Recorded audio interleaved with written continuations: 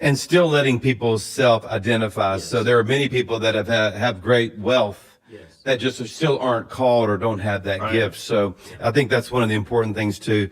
Probably one of the best gifts you gave me and our church when all this began, when you came on our team, Lee, was you introduced to me a legacy lane concept.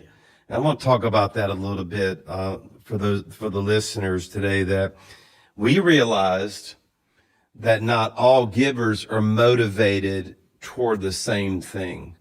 It's like one has international vision and the next person's wondering why we're flying overseas when we have poor people right next to us. The next people love their church, and the next people saying, man, if we don't save America, we have some issues. And I think probably one of the greatest things you helped me do was help me realize, hey, we need to communicate vision, not just in one area. Because wouldn't you agree that a lot of churches are just saying, hey, build our church, build our church, build our church, build this building, build this building. And people are going, wait a minute, there are other needs out there. Talk about that for a minute. I think it's a mistake. Everyone has a passion point. Some people could care less about international. They're worried about America. Some people just want their own community. So why not give them the whole vision, Pastor, that's in your heart? You start communicating the whole vision. Well, it's broken up in those 5 areas what we call the lanes, which we'll touch on here in a second. But the lanes are just the entire vision of the church. There's nothing you can think of that wouldn't fit in that bucket.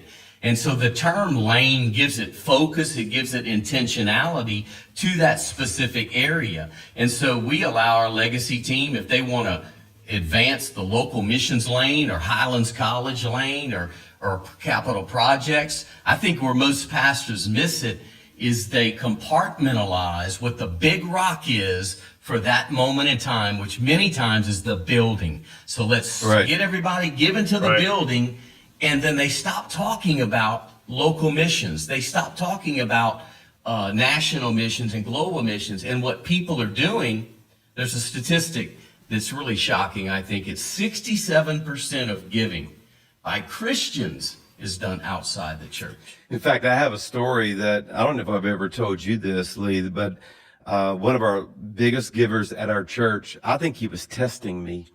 And he came to me and he said, tell me about what you're excited about or some of the projects you're working on. And I knew he had an area, and I was trying to find it, honestly. And I started talking about ARC, how we invest in church planting through the Association of Related Churches. And we this fall have planted our 1,000th church. Praise God for that, by the way. But that's giving directly not to Highlands, but to somewhere else. And I could tell that he was very passionate about the local church. And I said to this gentleman, I said, an area that I'm very passionate about it's not directly to Highlands. It's actually directly to another organization, is church planting. And he gave $1 million to ARC. And I remember walking away thinking, man, I could have motivated him to something that I was doing, but I needed to be faithful to steward the fact that my job wasn't to really get everything I could get out of him, but to direct him to something he was passionate about. And the net result has been, over the past 15 years, he's actually given way more to Highlands than $1 million. And I think that's where we have to be true to not just having these legacy teams just because you want to increase your bottom line. Our goal is to invest our lives, and really as shepherds direct these givers' lives toward several different areas of vision. Wouldn't you agree? 100%. And I think when you just focus on your pet project, I think is disheartening to a lot of givers, because they're sitting there going, let's make a difference across the world.